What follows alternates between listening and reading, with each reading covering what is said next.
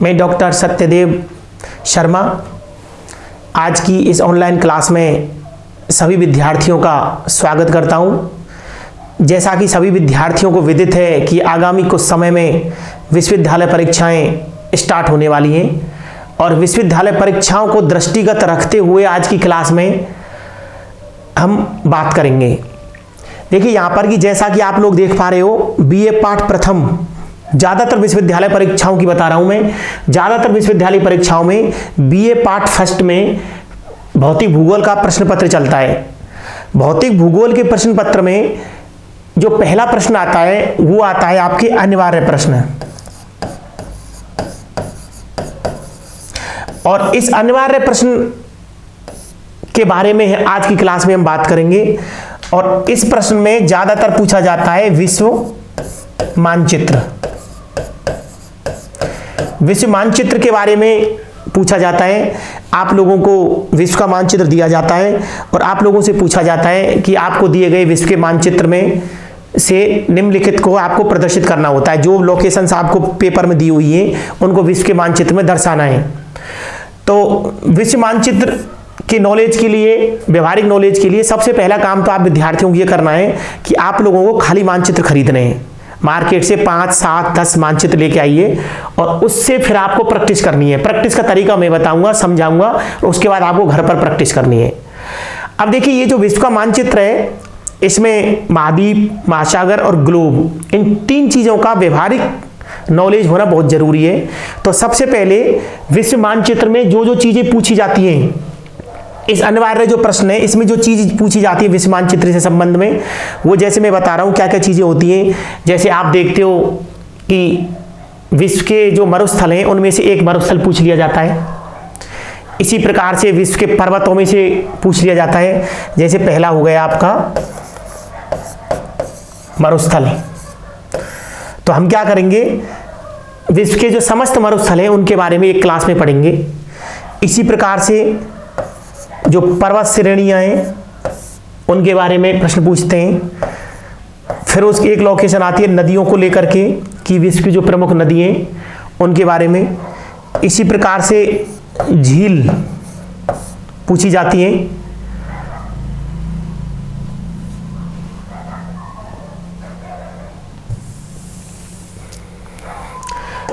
उसके बाद आती है आपके धाराएं। धाराओं के बारे में पूछा जाता है। पठार, घास के मैदान, तो बहुत सारी चीजें होती हैं जिनके बारे में आप लोगों से पूछा जाता है। देखिए मरुस्थल, विश्व के बहुत सारे मरुस्थल हैं, कालहारी, सहारा, आटाकामा, ये सारे मरुस्थल हैं। उनमें से एक मरुस्थल पूछा जाता है। विश्व की प्रमुख पर्वत श्रेणियों में से पर्वतों के बारे में प्रश्न पूछा जाता है। फिर आपके बारे में नदियों से पूछते हैं आपसे। फिर झील, धाराएं, पठार, घास के मैदान, नोट कर लीजिए इन सभी चीजों को। इन चीजों को लेकर के इस भौतिक भूगोल का जो पहला अनिवार्य प्रश्न है उसके बारे में पूछा जाता है। अब हम क्या करेंगे, थोड़ा बहुत आप लोगों को ये आना बहुत जरूरी है जिससे आपको रटने की जरूरत नहीं पड़े कि विश्व के कौन कौन से महाद्वीप हैं, कौन कौन से महासागर हैं, इस प्रकार से। अब देखिए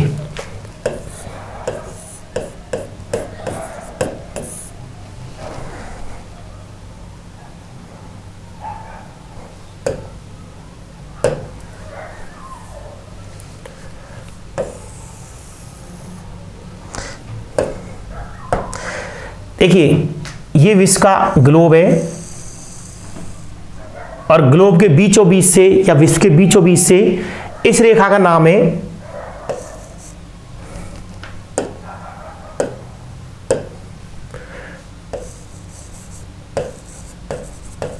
भूमध्य रेखा।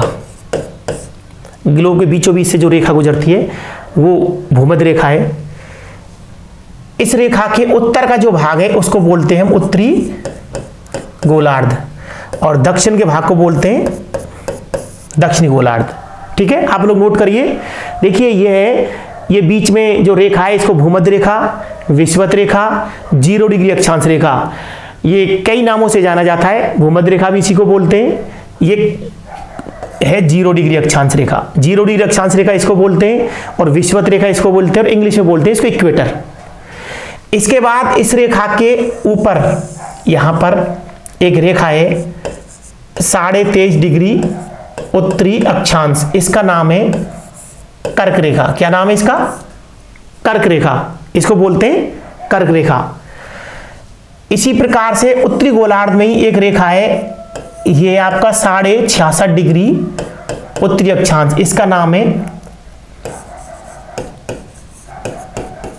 आर्कटिक वृत्त। क्या नाम है? आर्कटिक वृत्त।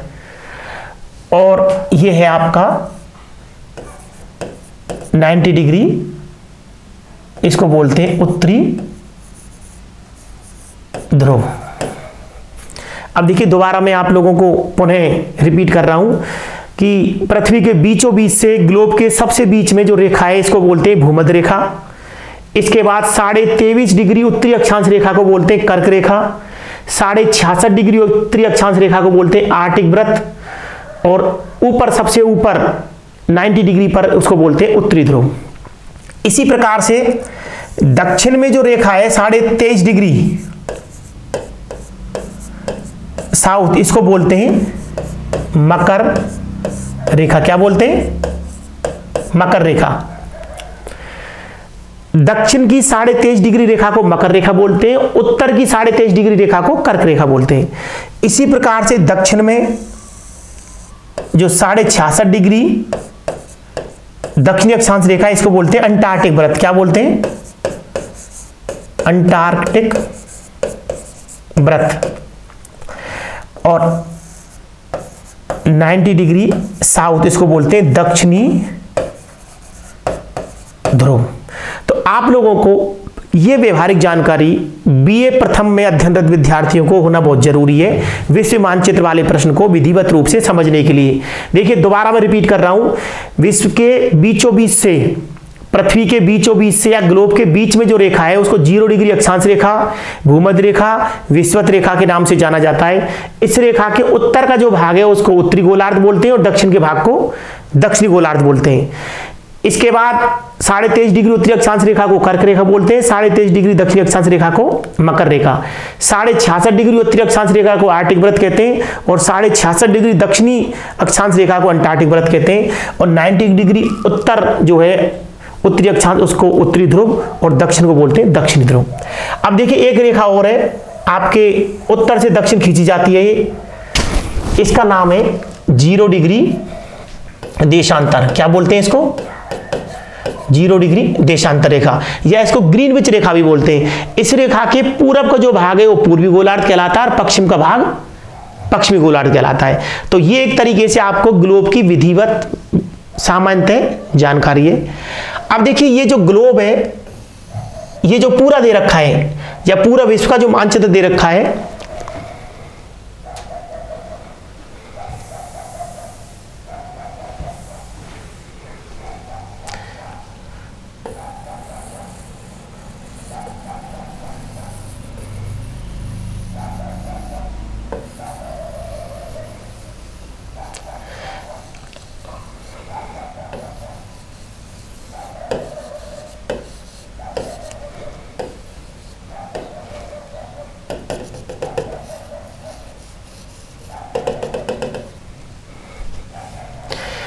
देखिए हम विश्व का जो मानचित्र है उसके बारे में यहाँ पर देखेंगे।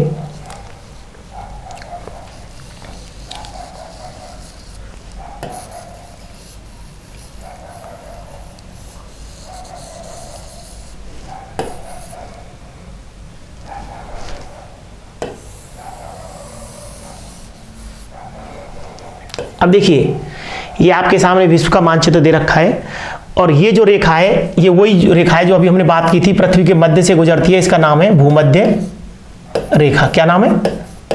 भूमध्य रेखा।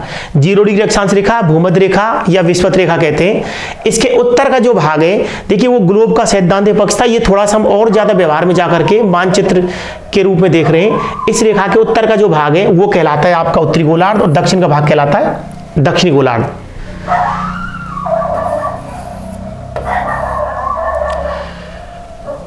तो ये पूरा जो विश्व मानचित्र है, या हमने अभी बात की थी जो पूरा जो ग्लोब दे रखा है, ये आपके सामने ये जो ग्लोब दे रखा है, इसके बारे में जब हम बात करेंगे तो ग्लोब का जो कुल क्षेत्रफल है, ये ग्लोब है, इसका जो क्षेत्रफल है उसको आप लिख लीजिए, ये है आपका 51 करोड़ वर्ग किलोमीटर। ग्लोब का कुल क्षेत्रफल कितना है? लगभग 51 करोड़ वर्ग किलोमीटर। इस 51 करोड़ वर्ग किलोमीटर में आपका जल भी शामिल है और स्थल भी शामिल है।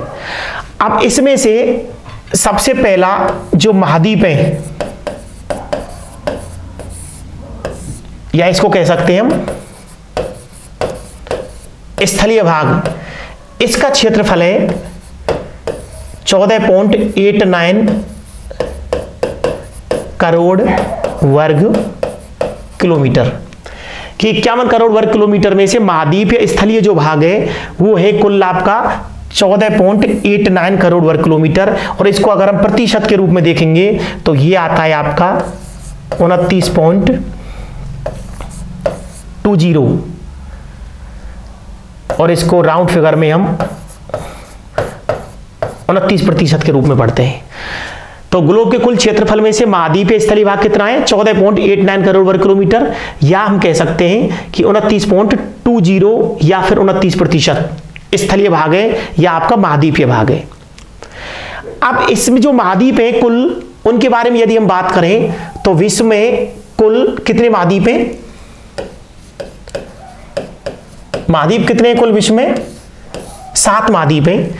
और इन महाद्वीपों के बारे में कई बार हम कंफ्यूज हो जाते हैं। इन 7 महाद्वीपों को में क्षेत्रफल की दृष्टि से आपका अवरोही क्रम में लिखेंगे। अवरोही क्रम का मतलब होता है ज्यादा से कम। तो विश्व का सबसे बड़ा महाद्वीप है क्षेत्रफल की दृष्टि से, उसका नाम है, क्या नाम उसका? एशिया। एशिया क्षेत्रफल की दृष्टि से विश्व का सबसे बड़ा महाद्वीप है। इसके बाद क्षेत्रफल की दृष्टि से दूसरा सबसे बड़ा महाद्वीप है, उसका नाम है, क्या नाम है? अफ्रीका। और तीसरे नंबर पर आता है उत्तरी अमेरिका। नंबर 4 दक्षिणी America. Number 5 Antarctica. Number 6 Europe. और नंबर 7 ऑस्ट्रेलिया। तो ये क्षेत्रफल की दृष्टि से विश्व के जो महाद्वीप हैं उनका अवरोही क्रम है। क्षेत्रफल की दृष्टि से सबसे बड़ा महाद्वीप कौन सा है? कौन सा महाद्वीप है सबसे बड़ा? एशिया। कई बार प्रतियोगिता परीक्षाओं में पूछ लिया जाता है कि निम्न महाद्वीपों को अवरोही क्रम में व्यवस्थित कीजिए, या फिर पूछ लिया आपका सबसे बड़ा महाद्वीप कौन सा है, आप एकदम से प्रश्न देख करके चौंके कि एशिया। लेकिन एशिया जब ऑप्शन में नहीं है तो आपके लिए दिक्कत खड़ी हो जाएगी। जैसे यहां से नीचे के ऑप्शन दे रखे हैं तो उसमें से अगर ये होंगे दक्षिण अमेरिका, अंटार्कटिका, यूरोप और ऑस्ट्रेलिया, तो आप क्या आएगा? दक्षिण अमेरिका। दूसरा सबसे बड़ा महाद्वीप है अफ्रीका। तीसरा है आपका उत्तरी अमेरिका। चौथा दक्षिण अमेरिका, अंटार्कटिका, यूरोप और ऑस्ट्रेलिया। देखिए ऑस्ट्रेलिया के बारे में बता दूं, ऑस्ट्रेलिया और यदि न्यूजीलैंड को मिला दें, ऑस्ट्रेलिया और न्यूजीलैंड को मिला दें तो इसको बोलते हैं ओशिनिया। क्या बोलते हैं? ओशिनिया। ऑस्ट्रेलिया न्यूजीलैंड मिलाकर ओशिनिया कहलाता है। यह आपका ऑस्ट्रेलिया अपना अलग महाद्वीप भी है। तो ये महाद्वीपों का आपका अवरोही क्रम है। अब देखिए हमने क्या पढ़ा कि ग्लोब का कुल क्षेत्रफल कितना है? लगभग 51 करोड़ वर्ग किलोमीटर। इसमें से 2 भाग है, एक स्थलीय भाग है, एक जलीय भाग है। स्थलीय जो भाग है उसमें यदि हम बात करें स्थलीय भाग के बारे में तो स्थलीय भागों में आपका कुल क्षेत्रफल है 14.89 करोड़ वर्ग किलोमीटर, अर्थात लगभग 29% या 29.20%। और इसमें ये आपके 7 महाद्वीप आते हैं। अब हम बात करते हैं दूसरा स्थलीय भाग की, जलीय भाग की। अगर जलीय भाग की बात करें तो जलीय भाग को क्या बोलते हैं हम? क्या बोलते हैं?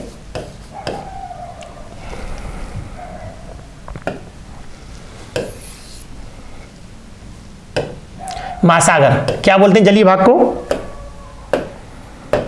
महासागर।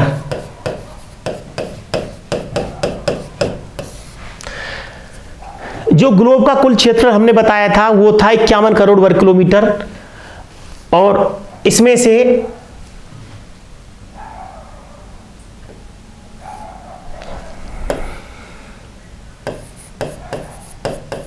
महाद्वीप हैं आपके 14.89 करोड़,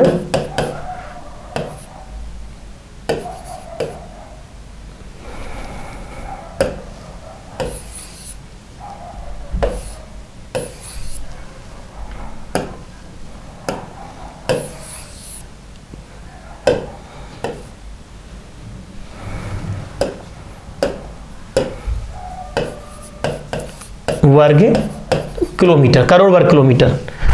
और महासागरों की हम बात करेंगे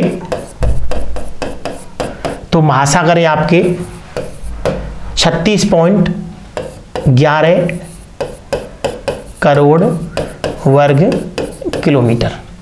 अब देखिए, अगर हम महासागरों की बात करें तो महासागरों का कुल क्षेत्रफल है 36.11 करोड़ वर्ग किलोमीटर, और अगर इसको हम प्रतिशत के रूप में देखेंगे तो ये आपने ज्यादातर पढ़ा है 31-71%, और इसका एग्जैक्ट फिगर है वो है 70.80%। ध्यान रखना, यदि ये और ये दोनों ऑप्शन में आएंगे तो आपका ये सही रहेगा। तो ये आपका महासागरीय क्षेत्रफल है 36.11 करोड़ वर्ग किलोमीटर, या 71%, या 70.80%।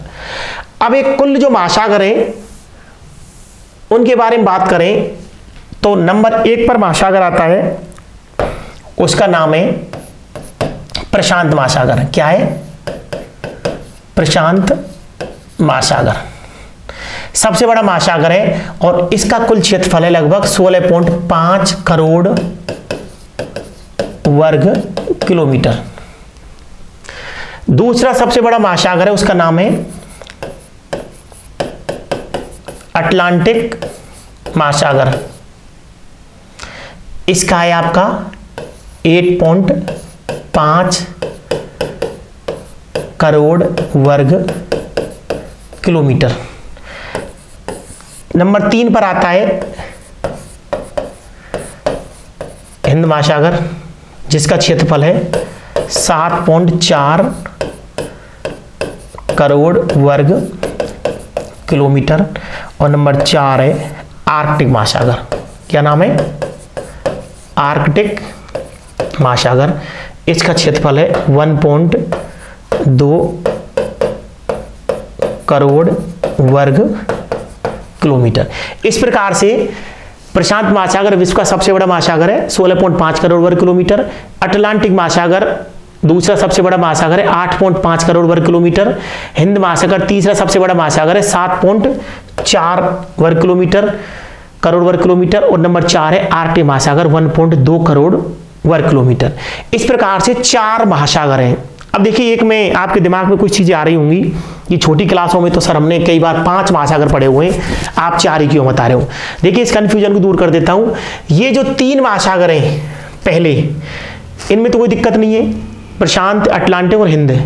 अब देखिए, आर्कटिक महासागर का मतलब है उत्तरी जो ध्रुव है उसके चारों तरफ का जो जलीय भाग है, जो वाटर बॉडी है, उसको बोलते हैं आर्कटिक महासागर। तो आर्कटिक महासागर कह लीजिए, या इसको उत्तरी ध्रुव महासागर कह लीजिए।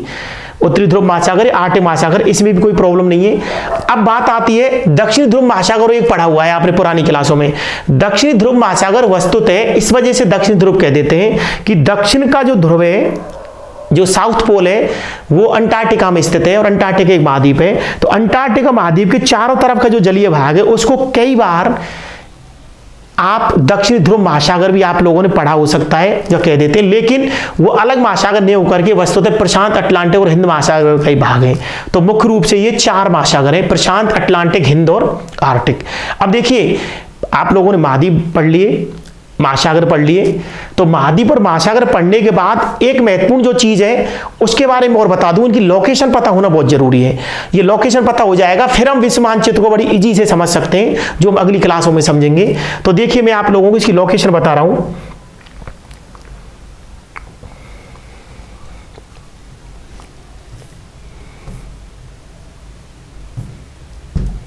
देखिए, जैसा कि आप लोग देख पा रहे हो, ये आपका विश्व का मानचित्र दे रखा है और इसमें जो हमने अभी 7 महाद्वीप पढ़े उनकी लोकेशन बता रहा हूं।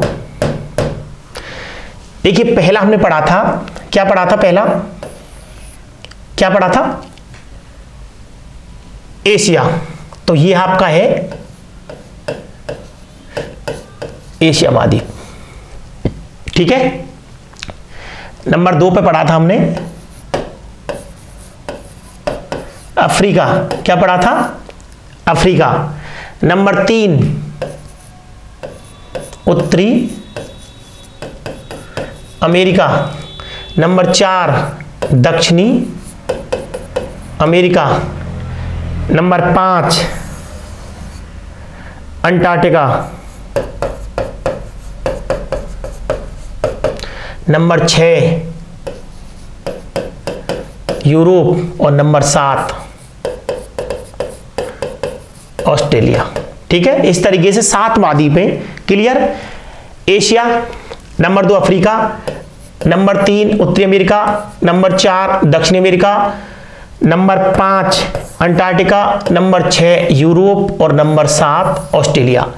तो सारे जो महाद्वीप हैं उनकी लोकेशन है। आपको क्या करना है, खाली मानचित्र लेकर के उसमें सबसे पहला काम यह करना है, आप लोगों को विश्व के सभी महाद्वीपों का व्यवहारिक ज्ञान होना बहुत जरूरी है, जिससे विधिवत रूप से विश्व जो मानचित्र के जो प्रश्न आते हैं, जो लोकेशन पूछी जाती है, उनको आप समझ सको, जिससे आपको रटने की जरूरत नहीं पड़े।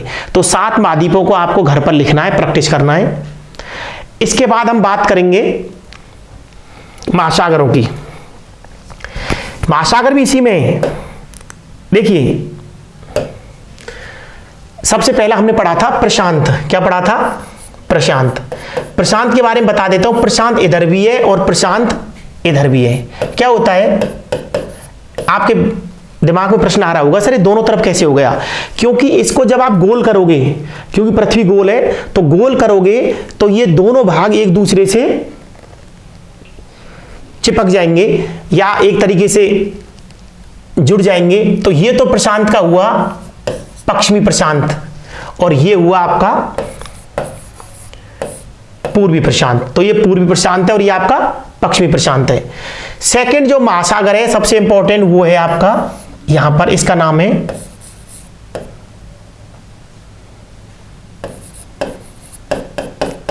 अटलांटिक महासागर। कौन सा है? ये पूरा, ये अटलांटिक महासागर है। देखिए, ये अटलांटिक महासागर है, लगभग ऐसा आकार का है, तो अटलांटिक महासागर है।